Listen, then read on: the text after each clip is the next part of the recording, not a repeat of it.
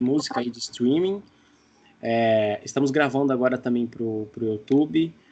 Bom, hoje com um convidado especial aí, a gente já conhece o Juca, já conhece o Vitão, tá com a gente todos os dias quase, mas agora a gente tá com... Hoje a gente tá entrevistando o Barrabás, aí com esse nome... esse nome já imponente, esse nome forte, na verdade é João. João, seja bem-vindo ao Sem Filtro, cara. Sinta-se em casa aí. Você já conhece o Vitão. Sinta-se em casa, só não mexe em nada. Seja bem-vindo. Me fala quem que é o João, se gosta de wrestling. Me fala aí, cara. Pra galera que tá escutando aí, quem que é o João, o Barrabás? De boa. Primeiramente, oi, boa tarde. Eu sou o João, um fãzinho de luta livre que com 15 anos começou a treinar. E estão aí, né? Estão aí, luta livre, por aí. Basicamente, nasceu o Barrabás em 2017, algo assim. Com muito tempo de treino e muito tempo procurando um personagem. O Bob Jr. me entregou esse personagem maravilhoso. E hoje em dia estamos aí, né? É isso, e eu sou absolutamente apaixonado por Pro Wrestling. E acho que é isso, né? De todas as perguntas que você fez. Perfeito.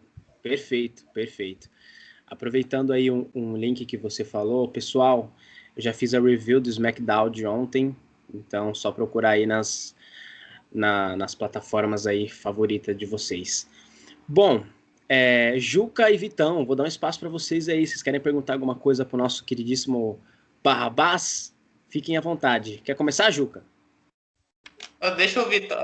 Você quer ir primeiro, Vitão? Você tem... Pode ir, Jucão, fica à vontade. Conheço o Joãozinho de casa já. Um salve para todo que está ouvindo. Agradeço novamente o João pela presença e aceitar o convite. Eu queria fazer uma pergunta, João. Assim, acho que até para os públicos acho que é interessante. Por que o nome Barrabás? Eu queria saber por que foi uma ideia sua, foi algo que veio que já foi pensado por, digamos, bookers, foi uma ideia sua? Como você surgiu esse nome? Basicamente, existiram 3 Barrabás até o presente momento. O primeiro Barrabás foi em 1960, alguma coisa ali. Ele trabalhou nos circos, ele não ficou tão famoso naquela época. O segundo Barrabás foi nas Gigantes do Ringue, invenção do Bob Jr. Ele pegou o nome porque ele é evangélico, ele pegou o nome do Barrabás e colocou no personagem, então veio o segundo Barrabás. E eu parecia bastante, fisicamente, com esse segundo Barrabás. E a gente estava procurando um nome de heel, né, nome de base, e tentando encontrar alguma inspiração ali para poder já juntar o personagem. Daí o Bob olhou pra minha cara e falou assim: você parece muito com ele, principalmente com a barba. Você não quer ser o Barrabás? Eu passei, sei lá, uma semaninha pensando e depois eu abracei. Acho que não tem nome mais imponente, sabe? Então, gostei pra caramba e já era. Foi ele mesmo. Show de bola. Perfeito. Queria só mais engatado, mais uma pergunta. Acho que até uma coisa que eu achei interessante, assim, das pessoas ver se em algum momento das suas lutas, seja fazendo Anime Friends ou qualquer em outros eventos, eu queria saber se em algum momento você lembra a luta que teve mais perrengue, tipo, de acontecer algum problema, ou você se machucar no meio da luta, acontecer alguma coisa assim, putz, mano, não dá nem pra fingir. Mano, tem. No Memorial da América Latina, eu fiz uma luta. Fomos eu e Colossus contra Dennis Hard e Twister. Nessa luta, o Dennis Hard ele estourou o ligamento dele enquanto a gente estava lutando, na primeira sequência com o Dennis. Então. Dennis o Corvo agora, desculpa. Então ele me jogou no corner. Quando eu fui pro corner, ele só caiu no chão e começou a rolar e não conseguia mais fazer nada. Daí eu tive que colocar o Twister pra dentro da luta, a gente começou a improvisar na hora ali. Saiu os 3 berrando, tipo, faz aquilo, faz isso, faz aquilo. Deu tudo certo, a luta só foi bem mais curta do que a gente planejava, justamente por causa da lesão, porque tinha que levar o menino lá pra trás. Mas ainda assim, acho que foi essa que teve maior quantidade de perrengues. Teve umas outras aí, machucado, sei lá, corda estourando, coisa do tipo, mas de resto tá tudo certo. Perfeito. Vitão, é com você, meu querido. Ele desapareceu, foi comer. O Vitão travou aqui para mim. Bom, mas vamos tocar. Eu acho que ele ficou tão emocionado com a presença do João aqui, que chegou na vez dele e falou: o quê? Eu vou sair de fininho. João, você falou que, beleza, você gostou, desde pequeno você é fã de wrestling e tudo mais. Você almeja alguma coisa assim,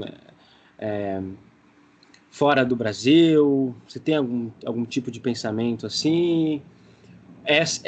Primeiramente, também, outra questão que o Juca estava falando e você estava falando, estava em mente. Você tem outra profissão, imagino. Porque viver de luta livre eu acho que deve ser ainda muito difícil, né? Porque nós somos um país que é muito preconceituoso, cara. Eu tenho alguns amigos que os caras adoram MMA, eu gosto muito de MMA, mas quando fala sobre luta livre, os caras têm um puta preconceito.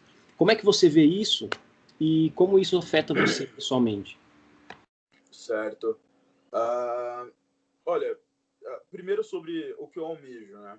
Eu tive uma situação muito complicada, que no ano de 2018, depois de uma sequência enorme de lutas, eu acabei rompendo meu ligamento com o menisco, tive um derrame no joelho e falta de líquido na patela.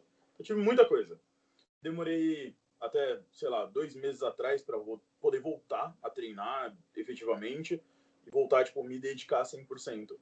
Então, atualmente, minhas expectativas estão centradas em voltar a ser quem eu era. A fazer lutas boas como eu fazia e me desenvolver como eu me desenvolvia. Eu acho que qualquer outra coisa que sair daí para frente é meio que uma reação em cadeia dessa dedicação desse momento, dessa volta e me preparar nesse momento. Então, claro, todo mundo almeja chegar, sei lá, nos Estados Unidos ou ir lutar no Japão, que seria meu sonho, mas tudo tem que começar pela base. E eu prefiro levar as coisas um pezinho de cada vez, um degrau de cada vez, né? E sobre a segunda pergunta, que seria sobre o shoot job, né? Que seria o seu trabalho fora da luta livre. Sim, eu tenho um shoot job e é realmente complicado. Na verdade, o que acontece no Brasil é o seguinte: nós já tivemos a luta livre como o maior esporte do Brasil, certo? Na década de 60, 70, por ali, o Brasil, nós disputávamos, a luta livre disputava com o futebol, o que ficava mais famoso, o que tinha maior poder no público, né? Não à toa, um dos grupos mais famosos da televisão, que são os Trapalhões, na sua formação original, teve o Ted Baimarino. Naquela época era muito grande, naquela época era muito fácil de você associar a luta livre ao show, ao espetáculo, fazer o público ir até lá. O que aconteceu é que, como na maior parte do mundo, existem empresas muito grandes, empresas que elas acabam meio que elevando a barra do que é o produto da luta livre. Então, eu creio, e isso vocês podem colocar, se existir um corte, vocês podem colocar isso na thumb. Eu acho que o conteúdo da WWF é 10 vezes melhor do que o conteúdo da WWE. A diferença é, eles têm um patamar. Caralho, me representa demais. Eles têm um patamar diferente do que é o produto. Fazem ginásios, estádios, fogos de artifício, ringue que tem ar-condicionado. É um nível diferente. Um nível que a gente não consegue por causa disso daqui. Que seria dinheiro para quem está escutando só. Então, eu acho que o maior problema dentro do Brasil é o preconceito do próprio fã e da pessoa que faz a divulgação disso, que torna a luta livre grande. Para que a luta livre seja o grande expoente que já foi antigamente, a gente precisa de uma cooperação de quem é fã, de quem luta, das empresas, etc. Principalmente da WWF, que é quem leva essa bandeira para frente, né, de Federação Brasileira de Wrestling. Eu acho que é esse o caminho. Continuar trilhando do jeito que a gente estava. Do jeito que a gente está, na verdade, né? Cara, muito bacana você falando. E você falando do Ted Boy Marino é uma nostalgia, porque meu pai sempre fala dele, tá ligado? E eu acompanho wrestling por causa do meu pai. Uhum. E ele sempre fala muito dele. E isso que é muito interessante. Deu até uma nostalgia aqui. E também, só para concluir o que você falou, que eu concordo muito, que a BWF, ela tem, com certeza, boas lutas, melhores do que a WWE. Inclusive, é uma coisa que eu e o Vitão e o Juca, a gente fala toda semana. A gente faz a review aí dos shows. Eu falo pra eles, cara, o Raw tá uma bosta, o SmackDown tá uma bosta. Eu gosto muito do NXT, que é o que me lembra mais wrestling. E eu falo pra eles direto e a gente, nossa, mete o pau no Raw e no SmackDown. Uhum. O Juca levantou a mão. Juca, fala aí, meu querido.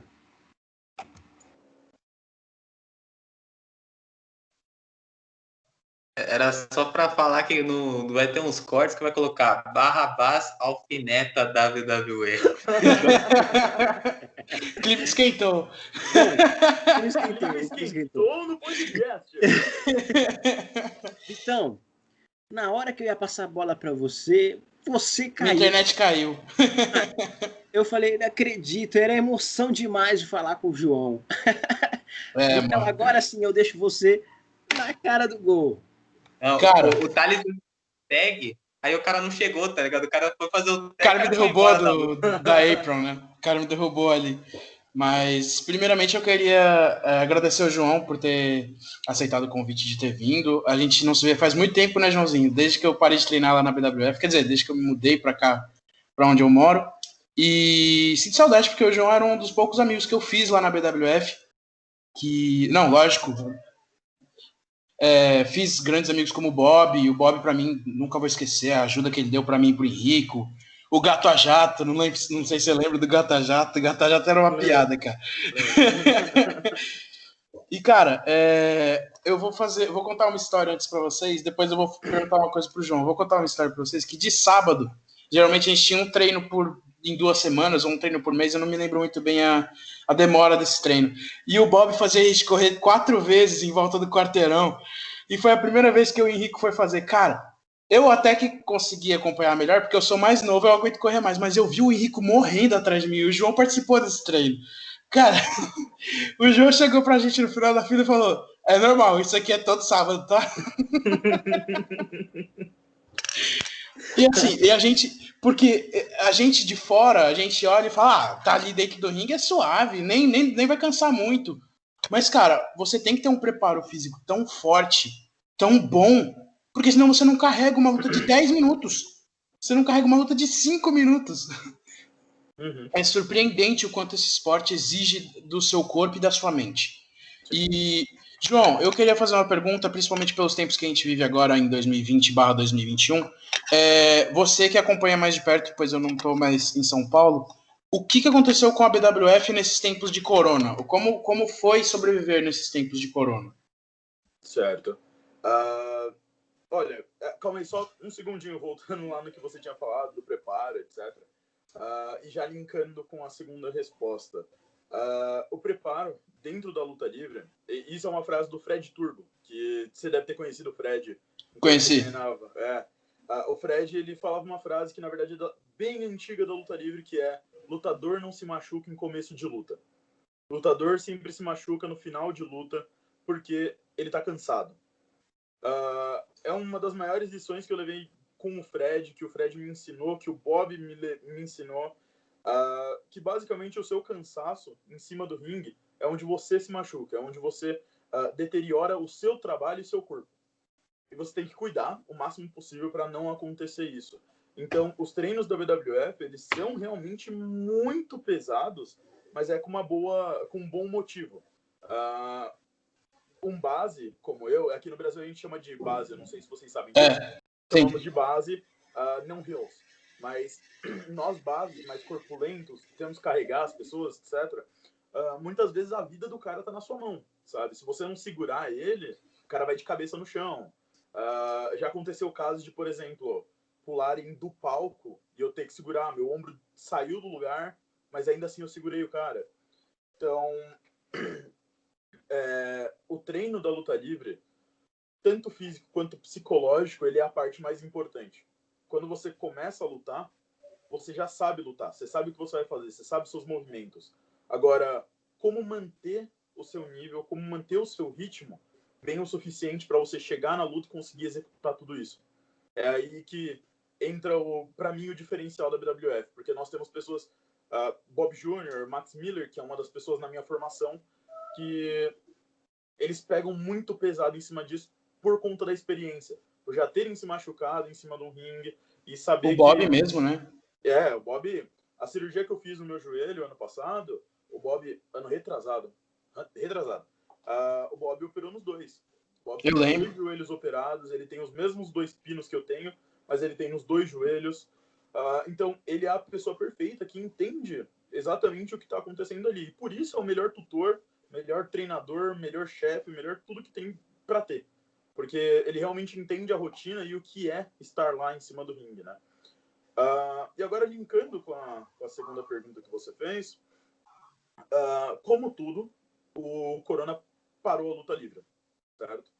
Nós conseguimos fazer alguns shows no começo do ano passado, que foram a Noite dos Campeões, e depois nós tivemos um evento na Vila Maria, se eu não me engano. Teve um também BWF In-House, também, não teve? Não, In-House, se eu não me engano... o In-House foi depois dessa reabertura que teve. Mas eu chego lá. Nós conseguimos fazer 2 eventos no começo do ano. O evento comemorativo, que é a Noite dos Campeões, que seria teoricamente o aniversário da BWF. E nós também fizemos mais um evento que foi na Vila Maria, onde ocorreu, por exemplo, o heel turn do Rafa Luque, certo? O que acontece? O Corona, ele, como todo mundo deve ter notado, ele veio muito do nada. Então, nós não tínhamos certeza do que ia acontecer, nós não tínhamos planos sobre. Eu, por exemplo, tenho idosos na minha casa, meus avós moram comigo. Então, eu não tenho como ir treinar e muitas pessoas estavam na mesma situação. Então, a BWF, em vista disso, para garantir a segurança não só das pessoas que estão treinando, mas dos treinadores, Bob, Max, dos profissionais, dos alunos, da família deles, a BWF suspendeu seus treinos por bastante tempo. Então, nós voltamos, passou-se um tempo, se eu não me engano, e desculpa se eu estiver errado, mas nós voltamos em novembro a fazer os treinos lá na academia que nós estamos atualmente. Aliás, saudades. Oi? Saudades, inclusive. Sinto saudade de você e do seu irmão, de verdade. Mas aí nós voltamos aos treinos, eu voltei da minha lesão, consegui voltar agora, por conta do Corona, né? Todos aqueles processos, aquele negócio que todo mundo já entende. E a BWF ela conseguiu voltar a fazer um show, fizemos um show na televisão, na canal WA, que foi esse In-House que você falou, né? Foi transmitido pela televisão. E também os vídeos estão sendo soltados? Não sei. Estão sendo pagos. Soltos, é isso. Soltos lá no canal da BWF. Mas isso foi tudo que a gente conseguiu fazer nesse ano, porque foi um ano de muitas idas e vindas. Então, e também nós tivemos o InDrive, né? Que foi o show que o pessoal tava no carro, nos carrinhos. Naquele estilo cinema antigo, né? Exatamente. Que também tá no canal da BWF, esses.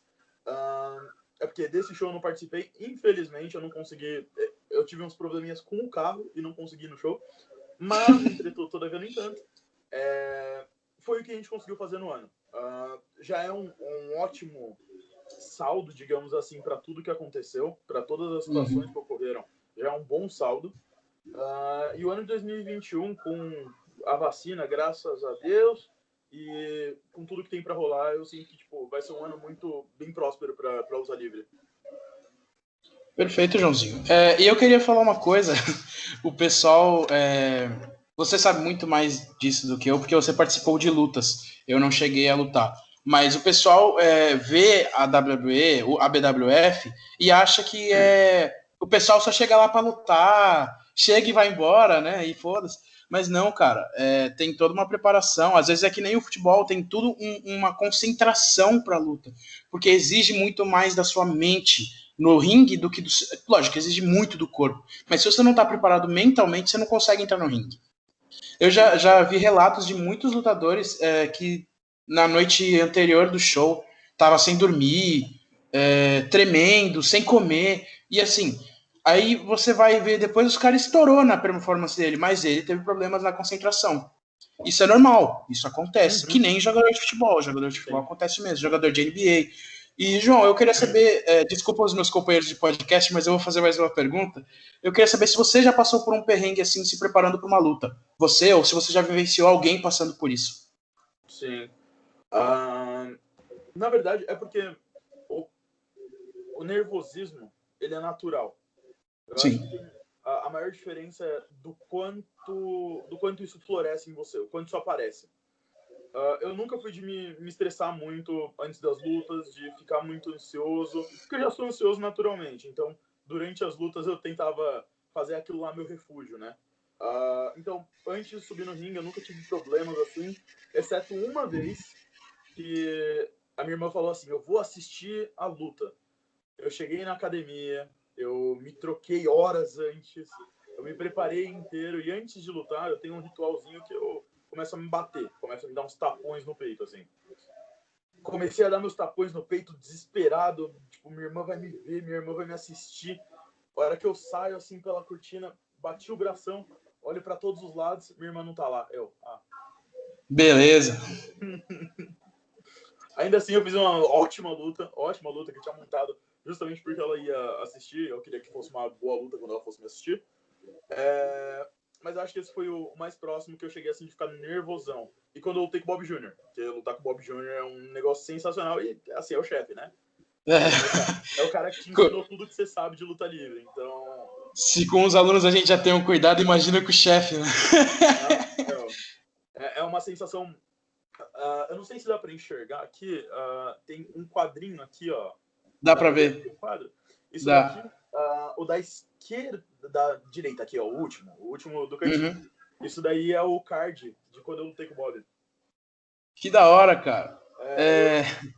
Isso é muito legal você falar, porque os meninos aqui, eles me conhecem há um tempinho, e eu conheço muita gente da BWF, a gente treinou bastante tempo lá, uns 3 a 4 meses, pouco pro que você treina lá, lógico, mas para quem é leigo em treinos, como eu e o Henrico éramos, é um tempo bom, não é uma experiência, lógico, que vai levar a gente pro ringue, mas já é uma experiência boa. E, cara, a gente conheceu muita gente, mas eu quis chamar você porque, pra mim, você foi um dos melhores com quem eu treinei. E eu tive a oportunidade de treinar com você pessoalmente. Tipo, a gente fez uma luta em ringue, não sei se você lembra, que você até mostrou pra gente o Moonsault e mostrou pra gente que teve o treino de Splash antes. Cara, eu era muito leigo.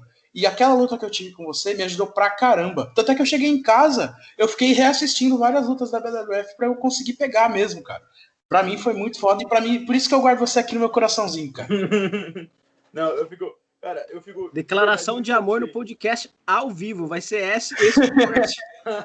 Corte. Vitão assume seu amor por Barrabás. E o clima esquentou.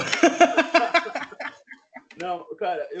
De verdade, é um dos maiores orgulhos que eu tenho, assim, pra expressar dentro da luta livre é que a luta livre, ela me fez ser bom em algo, sabe? Todo mundo, tipo, muita gente na vida, e isso é um negócio que eu vejo em muita gente bem nova. Eu sou bem novo, né? Eu tenho 20 anos, sou mais novo do seu irmão. Então, é um negócio que eu vejo acontecendo bastante. As pessoas que passam a vida inteira delas tentando encontrar o que elas amam, sabe? Eu não sei se eu transparecia isso o suficiente durante os treinos, etc. Mas, cara, a luta livre é, tipo... tem uma frase mexicana que é o melhor modo de se expressar isso. A luta livre, a partir do momento que você entra nela, ela tem o seu corpo e ela tem a sua alma. E, tipo, eu sou absolutamente apaixonado pela luta livre. Meu cachorro chama Kenny Omega. Pra vocês terem uma ideia. Eu tenho o corpo todo quebrado, todo destruído por conta da luta. Mas é o que eu amo, cara. De verdade. Eu não consigo me ver fazendo outro esporte com tamanha paixão. E toda vez que eu puxava você, seu irmão, para fazer alguma coisinha, que eu podia mostrar alguma coisa, era literalmente eu pegando parte daquilo que eu amo, que às vezes pode ser um caminho um pouquinho mais complicado, um caminho um pouco mais difícil para você adquirir aquele conhecimento específico. E eu tentava, tipo, jogar, bombardear vocês, porque eu via muito potencial em vocês. Adorava fazer coisinhas com você e com seu irmão. Porque, sei lá, acho que batia o santo lutando, né? E eu acho isso bem divertido. É o melhor modo que eu tenho como agradecer a luta livre. Ajudando outras pessoas a chegar e aprender as coisas que eu tive a oportunidade de aprender, entendeu? Sim. E agora eu vou passar um pouco a bola para os meninos, que eu já falei um pouco demais. Mas eu tenho. Vixe, a gente podia ficar aqui horas e horas, cara, conversando. Porque o tanto de tempo que eu e o Henrique treinamos lá, a maior parte do tempo eu fiz a maior amizade com o João. Então, assim, pra mim é a pessoa que eu mais guardo. E tenho lembranças muito boas e tenho saudade de treinar na BWF. E é o que você falou, cara. Você disse aí que você passou um pouco pra nós. E realmente, cara, você passou uma. Eu tenho uma lembrança da BWF. Quando eu lembro de BWF, eu lembro de você e do Bob. É a primeira coisa que eu lembro. Caramba, O primeiro, cara, o primeiro treino que eu participei, eu tomei uma abraçada do Bob nas costas que eu nunca mais esqueci. Eu lembro dessa. Então, e a minha única lesão por esporte foi na BWF, que foi quando o Gata Jato deslocou o meu ombro. No primeiro exercício da noite. Ombros. Cara, é normal. Então, assim, quando eu lembro de BWF, me vem sentimentos, lógico, de dor por causa da lesão, mas eu rio desse dia. Porque foi um erro meu e dele de comunicação. Sim. E eu só tenho lembranças boas, eu tenho saudade de treinar. Eu gostava muito de fazer aquilo, porque eu sentia que eu era bom em alguma coisa, como você disse. Diga, Jucão. Eu quero aproveitar antes do Juca e quero saber de vocês. O Gato a Jato, que eu lembro que vocês falaram, vocês deram muita risada. Eu quero muito saber sobre, porque vocês estão rindo. Se não for uma piada interna muito forte, vocês podem falar. Não. É que eu não sei nem se ele treina mais, né? Porque no nosso último treino ele deslocou o joelho, né? Ele machucou o joelho feião. Ele machucou o joelho feião. E, cara, na época, tinha acho que era o Fred que deu esse apelido pra ele, não foi? Eu acho que foi. O Fred chegou pra trás e ele viu o Gata Jato falando: Mano, você fala muito igual aquele desenho. Eu não lembro o nome do desenho, que ele falou: Asas batendo, Gata Jato no ar. Mano, e o moleque fala igualzinho mesmo. Eu acho que era no Pica-Pau, mano. O moleque fala igualzinho o Gata Jato do Pica-Pau, cara. E ficou, mano, todo treino que ele chegava, eu não lembro o nome dele, pra você ter uma ideia, ele falava todo treino o nome dele, a gente chegava e falava: E aí, Gata Jato? Mas o moleque era bom também, cara. Infelizmente se machucou. Era legal. Diga, Jucão.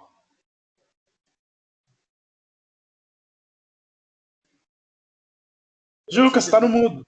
Você tá no mudo. Aí, garoto. Voltou. Mutou agora de novo. Ei, cabeção. Tá mutado, velho. Aí. Agora, tá ouvindo? Agora sim. Boa. Mano, é que eu lembro do Vitor toda vez que, acho que quando ele se machucou, ele contando pra gente na escola, porque a gente tava na mesma sala, né? Porque até eu falei, o Vitor chegou com um empachado aqui. Eu falei, caraca, Vitão, o que aconteceu? Eu falei, não, foi no treino da BWF. O Vitor até tinha me chamado. Cara. Então, o Juca ia junto comigo no próximo treino, depois da BWF. Eu tava planejando pra ir também. Eu tava machucado, aí ele falou, não vou sozinho, né? Então, e também era relativamente longe da minha casa, então era um rolezinho. Era pertinho da minha, né? Não, mas é que não é por nada. O pessoal, eu não sei se todo mundo que escuta é de São Paulo, mas eu morava na Praça da Árvore. A BWF acontecia na Vila Prudente. Era longe para um caralho. E nós ia de metrô. E do metrô pra BWF é longe pra caralho. Eu ia de metrô também, mas eu moro em Itaquera. E eu ia até a Vila Prudente. Cara, pra você ter uma ideia, a BWF tem umas histórias assim que são muito legais. O João vinha de muito longe, a gente vinha de muito longe. Ninguém vinha de perto. Era muito difícil você achar alguém que treinava ali, que morava nas redondezas. Acho que só o Bob também que morava ali perto, né? O Sequela, ele mora... o Sequela também. Tem um pessoalzinho. Tem algumas pessoas, mas... Mas eram pouquíssimas, né, cara? Diga, menino Thales.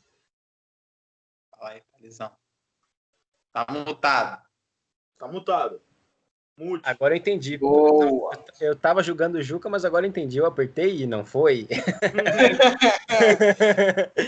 Bom, mas é muito gostoso ouvir vocês falarem que vocês têm uma boa química juntos, Vitão e João.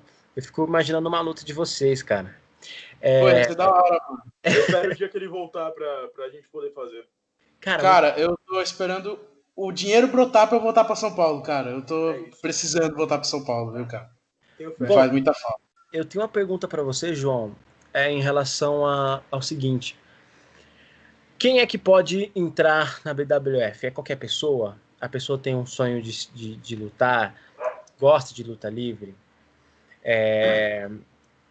Como você vê isso? Antes do João responder, se eu entrei, não tem muito padrão, né? Não, mas, cara, é literalmente isso que o Vitão falou. Basicamente, cara, ó, quando eu entrei na BWF, eu tinha 15 anos. Então, eu era bem novinho mesmo. Cara, eu era muito pesado, nunca tinha treinado nada, nunca tinha feito um exercício de cardio, nunca tinha feito um nada. Mas, como eu tinha dito lá no começo, a rotina de treino para luta livre, ela é tão pesada que você vai adquirindo um físico, você vai adquirindo um cardio. Tudo isso ele é muito treinado com o tempo para que você chegue em um momento e você esteja estável. Então, não existe um padrão de quem pode ou quem não pode, sabe? Eu, quando estreiei, eu estava muito bem fisicamente. Tem outras pessoas que elas são bem magras, outras pessoas que são mais gordas do que eu. E por aí vai, sabe? Eu acho que esse é um dos negócios mais legais sobre a luta livre e no mundo todo. A luta livre é muito democrática sobre esse tipo de coisa. Você consegue assistir a Candice LeRae lutando com o Rick Swann, que é uma luta intergender que não aconteceria por bons motivos na vida real, mas na luta livre você consegue ver isso. Você consegue ver o cara magrinho ganhando do gigante de 2,20 m. Você consegue ver coisas que você não veria, né? Na vida real acontecendo, justamente porque é um espetáculo. E a função do espetáculo é te fazer sentir aqui dentro, né? E aproveitando isso que você falou, pode ser que alguém esteja escutando o podcast interessado em entrar na BWF. Vocês falaram aí que é na Vila Prudente, continua na Vila Prudente. Se a pessoa está interessada, ela entra em contato com o Bob, como é que é? Certo. Tem uma moto passando. A academia da WWF, ela mudou de local. Agora nós estamos próximos do metrô Tatuapé. Não é tão longe de onde era aquela academia, é um pouco antes, próximo da Avenida Sapopemba. Quaisquer maneiras, a melhor forma de você ingressar na WWF, de você saber o que você vai precisar fazer, etc., é conversar com o Bob Jr., né? Porque ele consegue te dar instrução, o que levar para o treino, o que fazer no treino. E ele é muito atencioso, viu? O pessoal que pensa, nossa, não, vou mandar mensagem, ele nem vai ver. Cara, a gente mandou mensagem, eu e o Henrique mandamos mensagem para ele numa segunda noite. E ele falou assim pra gente, vem amanhã que amanhã tem treino. Tipo, 5 minutos depois o cara respondeu. Ele é muito acessível, de verdade. Podem procurar. Até se você não encontrar ele em alguma rede social, pede para alguém que você conheça, por exemplo, entre em contato comigo, com o Juca, com o Thales, com o João, e a gente te manda pro Bob, pode deixar que eu garanto essa ponte pra vocês. Cara, mas eu duvido que você não consiga falar com o Bob Jr. Eu também duvido muito. Inclusive, queremos um podcast com o Bob Jr. E o Barrabás. Cara, seria incrível. Juca. É que eu e o Bob, pra tecnologia, somos iguais. Tios. Eu acho que eu ainda devo ser mais, viu, cara? Porque eu não entendo nada. Bob já acostumou. Ele já acostumou, já responde mais rápido que eu no Messenger. Pô, Vitão, aí não dá, né, Vitão? Aí não, né, pô? Não dá pra defender. Mas a pergunta que eu queria até fazer pro João, que é mais cunho, assim, acho que vai ser bem específico, que é o pensamento dele, eu queria saber qual que você acha que você até já meio que deu a resposta, mas para deixar implícito, já engato com outra pergunta. Qual que foi o cara que você sentiu mais emoção de dividir o ringue? Você fala, puta, eu tô enfrentando esse cara, velho. Nossa, puta, vai ser foda.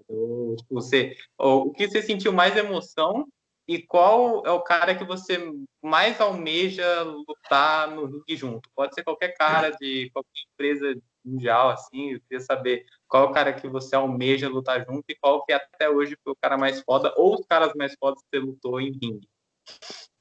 Certo.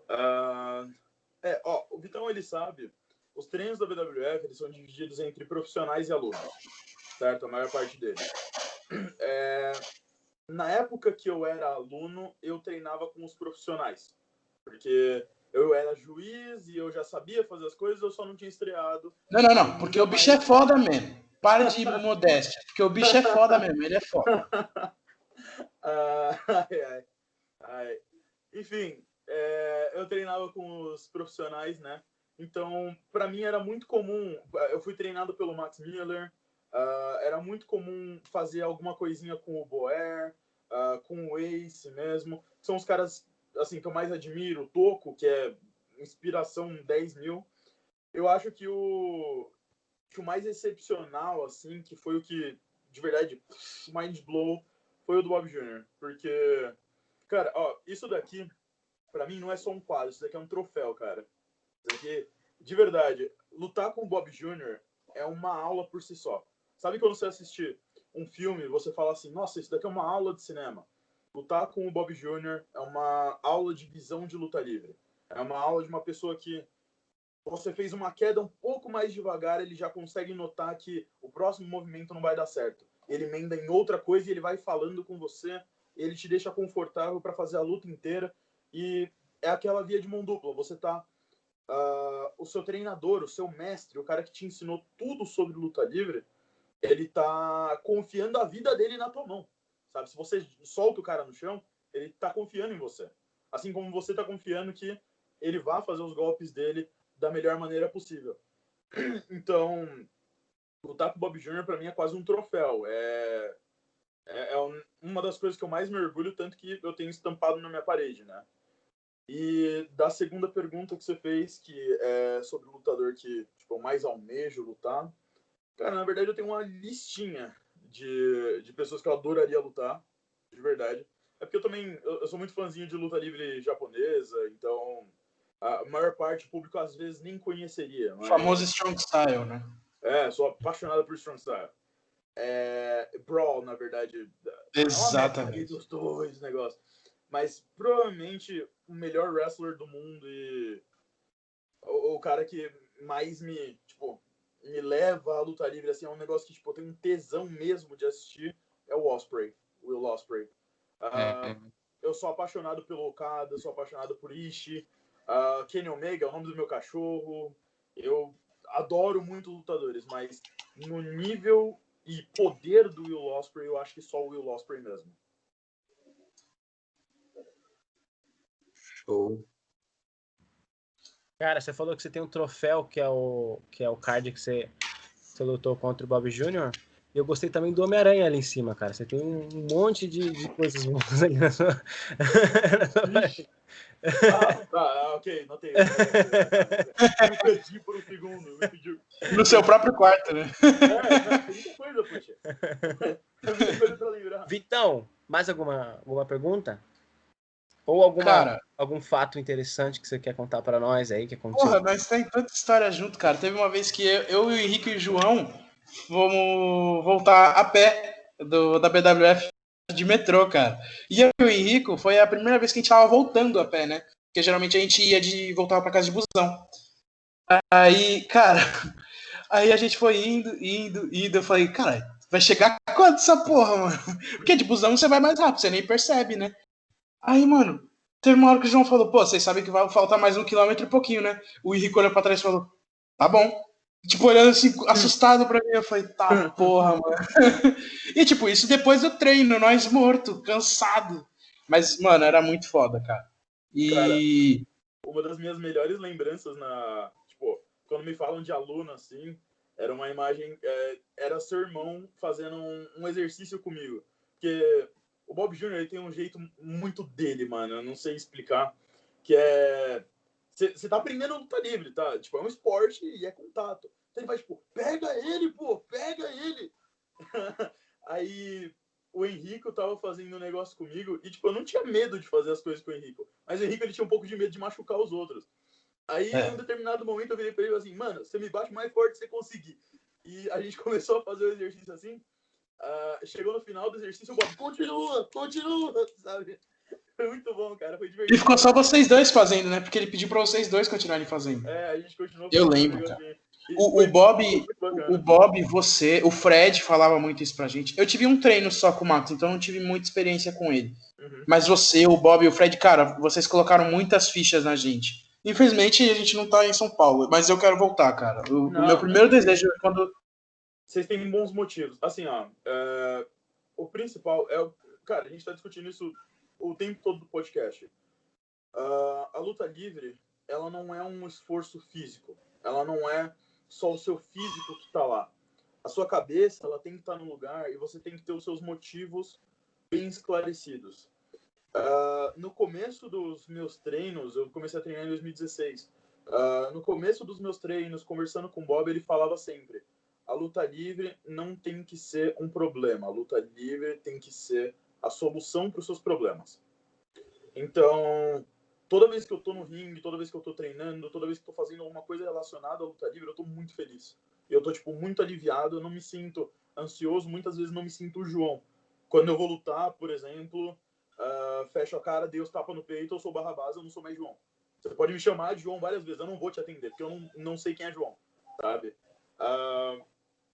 Então, assim, eu sou absolutamente fã de luta livre, mas eu acho que a luta livre ela tem que ter um espaço especial na sua vida e ela tem que aparecer no momento necessário.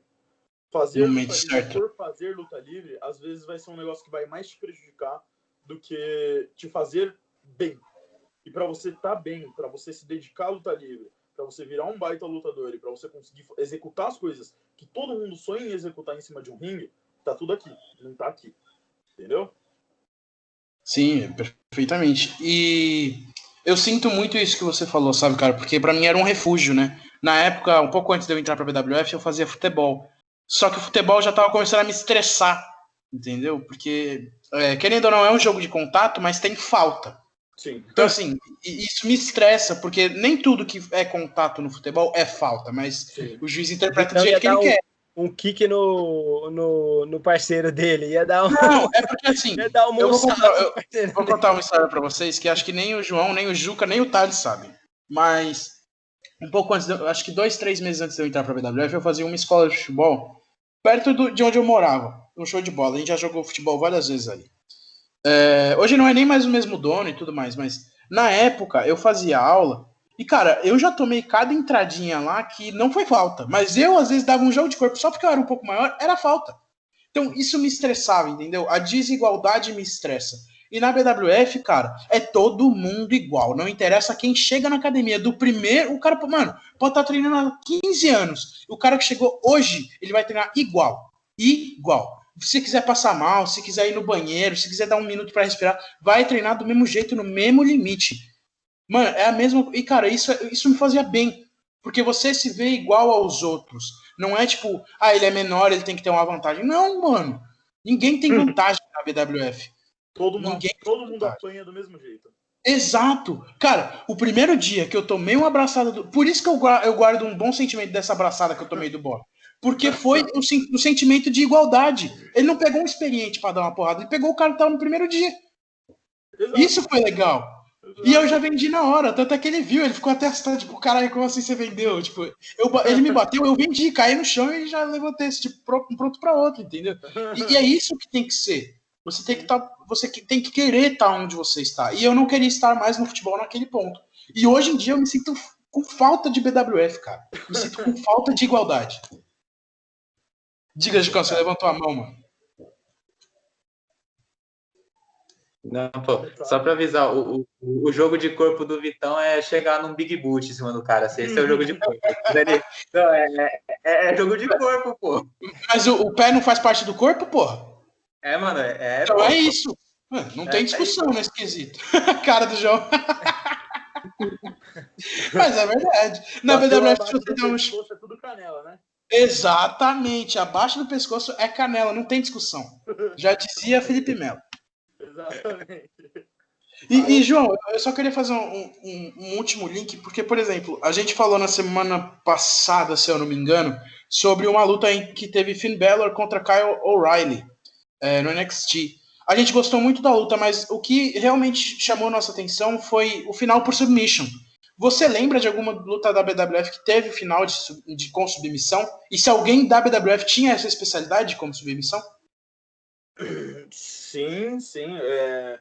Assim, no geral, eu consigo lembrar de algumas. Uma que foi na Noite dos Campeões, Max Miller ganhou de submissão do Dante, quando ele reteve o cinturão brasileiro lá na Noite dos Campeões. Essa é a primeira que vem na minha cabeça, porque provavelmente é das mais próximas.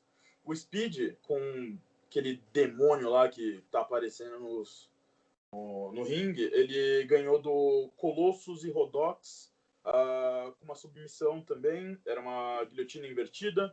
Guilhotina? Não. Era uma guilhotina invertida.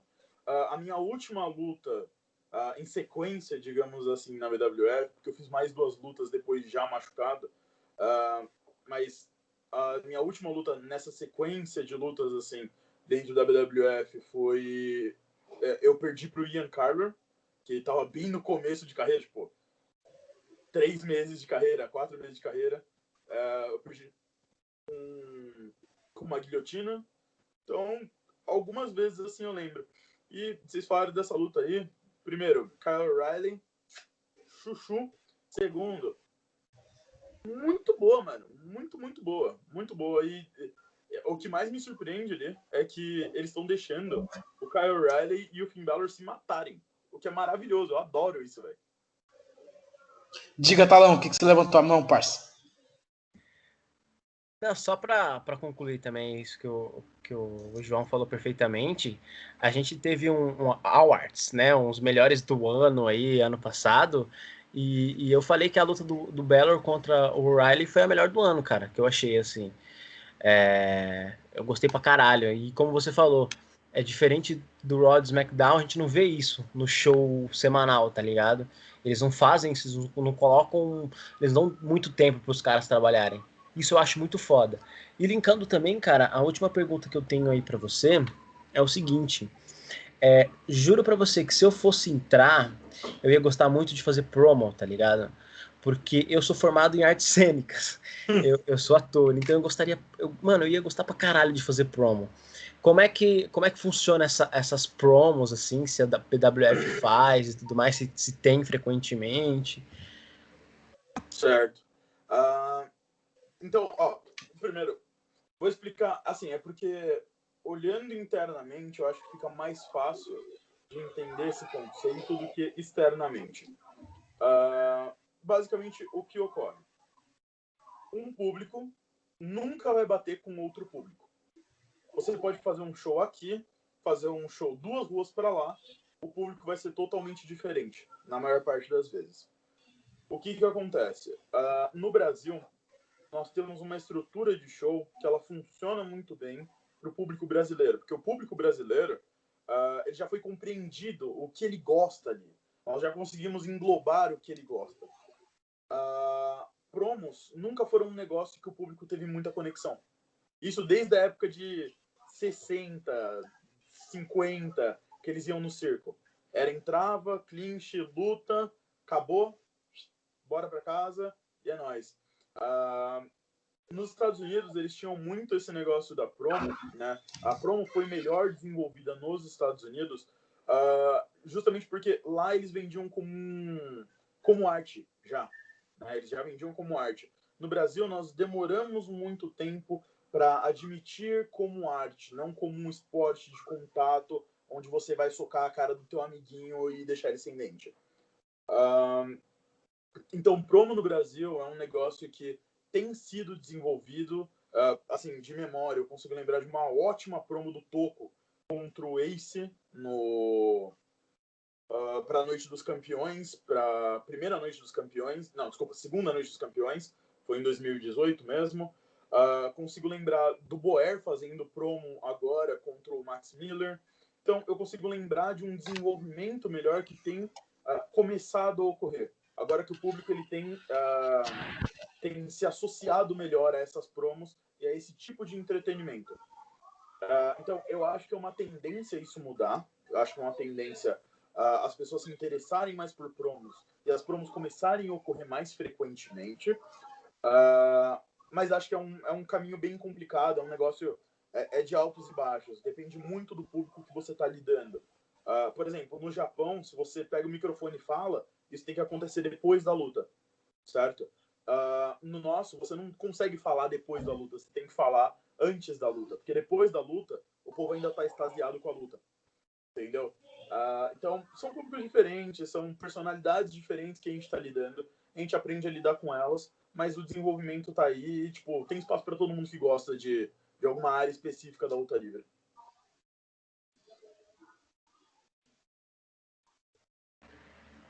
Perfeito, cara. Perfeito. Muito obrigado, me ajudou pra caralho. Vitão, Juca, vamos fazer nossas considerações finais aí, as últimas perguntas pro mestre Barrabás. Alguma pergunta, Vitão? Deixa o Jucão começar que eu termino aqui com as minhas considerações. Main event, hein? Caraca. Alguma coisa de ter que ser bom, né? Em falar, eu tenho certeza que eu sou. Eu vou ter que me contentar com Come Event, mas tudo bem, né? Vamos aí, né? Vamos aí. É o que eu falei, isso é mais não, você tem que subir no card, pô. Não, mas eu sou tipo CM Punk, tá ligado? Só aceito o Main Event, pô. Se não for Main Event, CM Punk no UFC, né? Só se for. Zoeira. O CM Punk virou pro Hunter uma vez e falou, rivalidade pra começar na BWF. É a última luta. Não existe co-main event. Só existe um main event. Então você é só um, tá ligado? Eu falei bem assim, o CM Punk não acreditou em mim, foi pro UFC. Tá aí o que aconteceu, né? E o resto é história. Se você é o co-main event, você só é o melhor dos piores. É isso. Exato. Pode ficar como. Só que é assim. Não, vai ser mais um corte. Treta no podcast. O clima esquentou. Vai ser mais um corte aí. E é o início da nossa rivalidade na BWF. Então, contra eu na BWF. Tô brincando. Acho que a minha última pergunta que eu tenho vontade de fazer acho que é uma coisa que eu já tenho mais ou menos ideia, até já tinha perguntado, mas acho que para finalizar para até o pessoal que está de casa fazer como vocês desenvolvem a construção de uma luta, como ocorre uma construção de uma luta, como vocês sabem mais ou menos como que vai terminar, vai ser com uma submissão, vai ser com finisher, como vocês desenvolvem isso, assim, e como vocês desenvolvem, por exemplo, o card, né, quem acaba desenvolvendo o card na BWF. Certo. Eu vou deixar, Vitão, faz um favor para mim. Opa! Você quer que eu seja bonzinho ou que eu seja mal? Cara, olha, eu não sei, mas na BWF você é base. Você vai querer fugir do seu personagem? Direta, eu quero uma resposta direta, moleque. Eu tô te perguntando. Então seja mal, porra! Seja mal. É mal! Então, meu querido, seguinte. Você perguntou sobre a construção das lutas, construção de card. Vai treinar que você aprende. É isso. Boa. Senti. Essa foi boa. E Jucão, vai treinar mesmo. Quando eu voltar para São Paulo, eu vou levar. Joãozinho, vou levar esses dois para treinar, mano. Vou levar esses dois para treinar. Por favor. Vai ser uma luta de tag. Eu e o João contra vocês dois. Aí não. Já estão arregando, irmão. Já estão arregando, mano. Aí, Ju. Eu não comento nada, não. É eu e o Barrabás que eu sou o vilão. Tem que ser os vilões contra os mocinhos. Vocês dois têm cara de mocinho. Você com essa cara de ator de Globo, vilão. Ah, Eu acho que tem fatais, pô. Logo 4 fatais. que isso, mano? Não, eu tô brincando. O Juca sabe que isso aqui é uma brincadeira, porque a gente. Não é legal, não façam isso, tá? A gente fazia porque a gente é retardado. Mas eu e os meus amigos fazíamos luta livre no nosso quintal. Mas antes de eu entrar pra BWF, porque logo depois eu parei com isso, porque eu percebi que pode se machucar feio. Mas antes de eu entrar pra BWF, a gente fazia isso. E, cara, a gente vê que o cardio é uma coisa que mexe muito com a luta livre. Eu cansava em, sei lá, 5 minutos. E eu fazia jiu-jitsu. Eu fiz jiu-jitsu durante 3, 4 anos da minha vida. E cansa muito. A luta livre, quando você mexe com outro ser humano em luta livre, é muito cansativo. Você que se cansa mentalmente e fisicamente. Mas os meninos, já falei pra eles que é uma coisa muito gratificante, porque é o que eu acabei de falar, é a igualdade. Dentro do ringue você não tem, ele é menor, ele é maior, ele é não sei o quê. Não, é lutador contra lutador. Se não quer lutar, não entra no ringue. Não tem ideia. É isso e é isso, pronto, acabou. Tanto é que no dia que eu me machuquei, no dia do gato a jato, ele me derrubou, eu desloquei o ombro, mas eu continuei treinando. Eu fui parar de treinar, era, sei lá, o treino começava às 7, 8, e até às 10. Eu fui parar de treinar, era 9h50, porque aí, quando o corpo começou a esfriar, você começa a sentir. Aí foi quando eu comecei a sentir. Mas as minhas considerações finais são... eu quero agradecer de novo, João, por ter aceitado o convite, cara, porque não é fácil você treinar com todas essas feras, querendo ou não, você treina com todos eles que estão ali no seu redor e luta. Já lutou com o melhor dos melhores de hoje em dia, né? Querendo ou não, o Bob ainda é o melhor. Enquanto ele pisar nessa terra, ele vai continuar sendo o melhor. Para mim, porque ele não é só o melhor lutador, ele é o melhor treinador. Ele é o. Se você entra lá muito novo, ele sai como seu segundo pai, porque o cara é incrível. Ele é uma ótima pessoa, ele tem uma família incrível, uma família muito legal. Que, aliás, a esposa dele fez as fotos da minha sobrinha, quando a minha sobrinha nasceu. Sei. Então, assim, foi muito legal, cara. A esposa dele é muito gente boa, o Bob é incrível, o filho do Bob, cara, é uma figura. Eu adorava quando no final dos treinos ele vinha zoar no ringue, eu achava muito engraçado. E, cara, ele é incrível. E, assim, é o nosso futuro talento. Não é, lógico, pelo amor de Deus, não é linkando as histórias, mas o moleque é futuro campeão brasileiro, certeza, porque, mano, ele tem 8 ou 9 anos de idade, ele já tem veia. E é a terceira geração de lutador. Ele tem. Então, cara, tem não é qualquer coisa. pra ser o melhor da gente. Não é qualquer coisa. E seria um prazer nosso, né? Eu imagino que para mim, pro João, até para os meninos que estão aqui na cal com a gente, seria um prazer dividir o ringue com ele. Porque não é só o peso de você estar dividindo com o filho do Bob Jr. É você estar dividindo com um futuro talento, um futuro melhor do Brasil. E antes da gente terminar, eu queria só fazer uma última pergunta pro João, se ele vem assistindo ultimamente os shows de wrestling, não só a WWE, porque eu sei que a WWE tá ficando chatão, mas se você assiste também a AEW, a Ring of Honor, o TNA, se você vem acompanhando ainda as outras companhias, antes de eu fazer as minhas últimas realmente considerações. Então, você nem como o event foi, você só foi uma fala aí no meio do show. Não, o evento é todo meu, entendeu? Eles não estão entendendo, o evento é todo meu. Não, mas eu não tenho acompanhado muito wrestling sem ser japonês. Eu assisto bastante, na verdade, Stardom, que é luta livre Joshi Wrestling japonês. Eu assisto muito New Japan Pro Wrestling, que teve, por exemplo, ai, meu Deus do céu. Teve o Wrestle Kingdom agora. Saudade da geração de ouro da New Japan, né? Exato. Não, mas eu gostei muito desse Wrestle Kingdom. Acho que foi um dos melhores que teve, se você for considerar assim, tipo, nível das lutas, etc. O problema era a questão de público, mas gostei do mesmo jeito. Não tenho paciência para assistir WWE, não tenho paciência para assistir AEW. É um produto muito diferente do que eu gosto, do que eu curto acompanhar. Então, nunca fui muito apegado, não. E, assim, Não importa muito pra mim, não. Então, Tá aí mais um corte, hein, galera? Se vocês quiserem fazer mais um corte, ó, Barrabás diz que não gosta de WWE, hein? Tá aí mais um corte. Mas mas isso bate muito com o que eu e os meninos viemos discutindo há muito tempo, cara. Eu falei pra eles, eu assisto a AEW toda quarta-feira no Space, ó, uma propagandinha pra AEW, hein? Paga nós.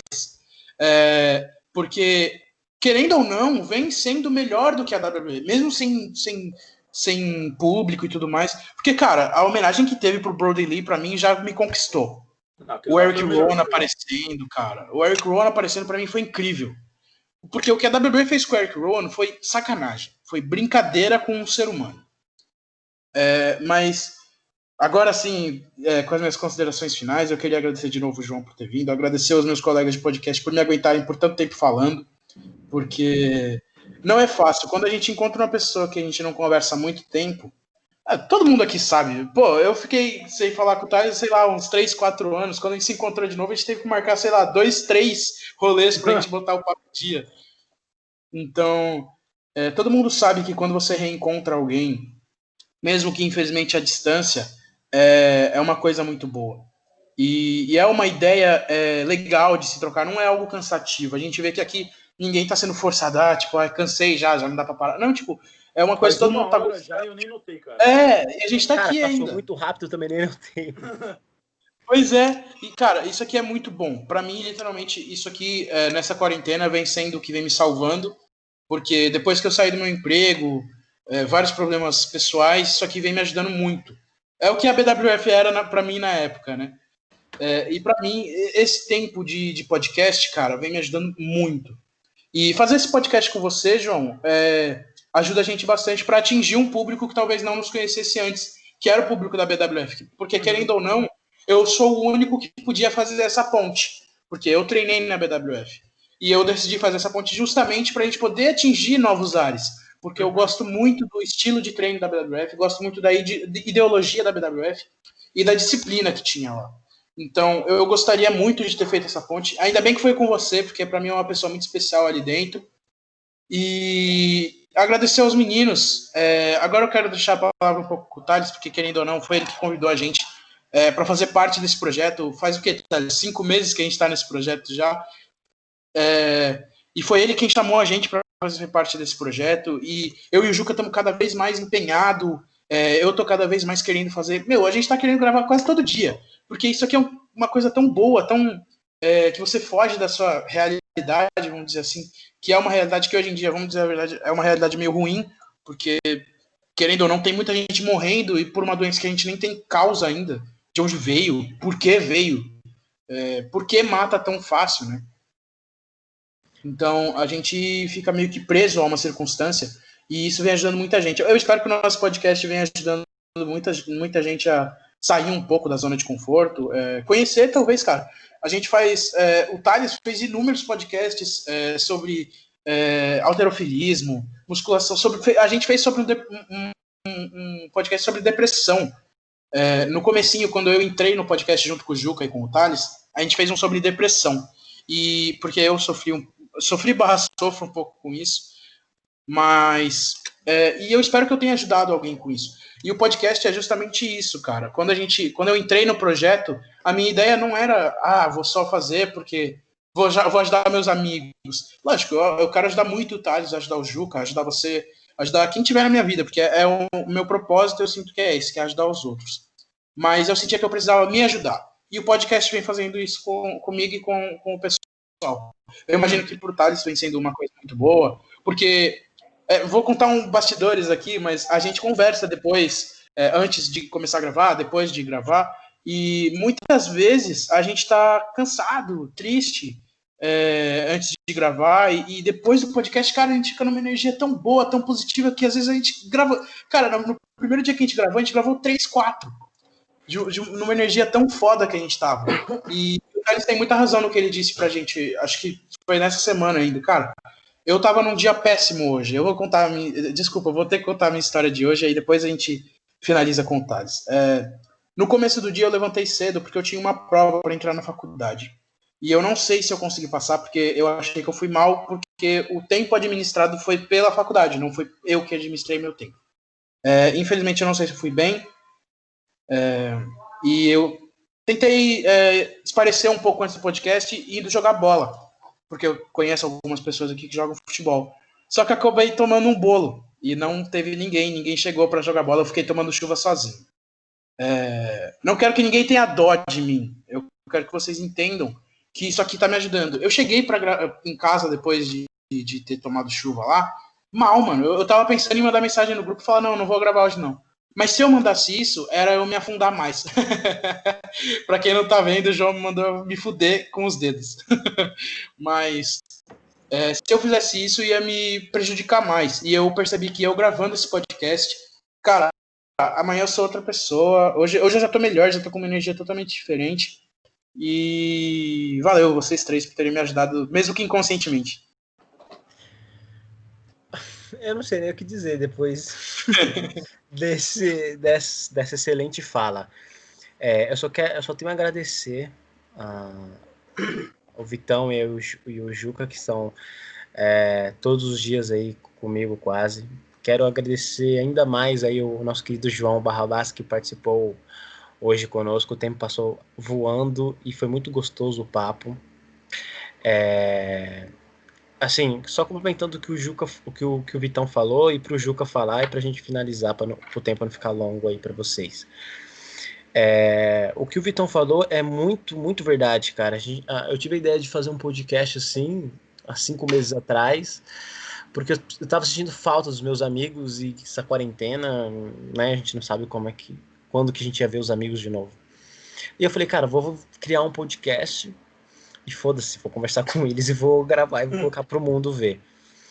E assim, mês passado, antes do Natal, eu consegui entrevistar o Itinho Lima, como o Vitão falou.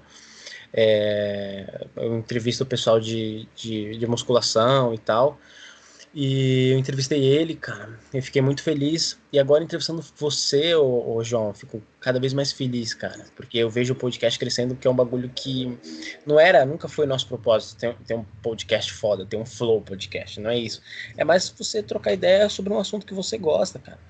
E o podcast hoje eu consigo falar sobre futebol, eu consigo falar aprendizados, sobre, sei lá, Cristiano Ronaldo, a gente fez aprendizados, o que a gente aprendeu com Conor McGregor, sobre WWE, que é um bagulho que eu gosto. Então, assim, é por isso que a gente faz, tá ligado? Por conversas fodas que nem essa que a gente teve.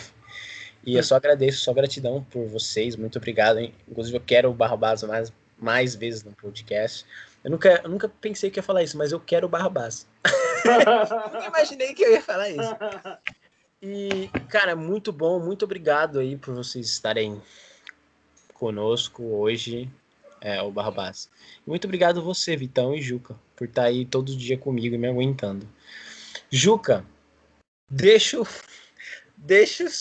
nas suas mãos, toco a bola agora para você. Tá mutado. Bora, Jucão. A guerra contra o microfone já tá uns 3-0, mano. Tava tentando acertar o botão. Acho que, para complementar tudo que vocês falaram, acho que também o podcast que a gente faz também lembra a época que a gente ia, sei lá, no Santa Cruz, no shopping, a gente pegava na parte do cinema só para pegar pipoca e ficar conversando. Assim, é isso que eu acho que move a gente. O podcast é uma maneira de a gente estar conversando, além de conseguir, talvez, de alguma forma, não inspirar, mas talvez fazer as pessoas terem uma reflexão sobre determinadas coisas, ou até alguns temas que a gente acaba abrangendo também, consegue pegar outros públicos hoje também, como o da BWF. Eu acho que a gente também mostra aqui coisas que a gente gosta, e acho que outras pessoas também gostam e sentem até vontade de fazer isso com a gente. A gente vai fazendo multiplicação do que a gente vai fazer.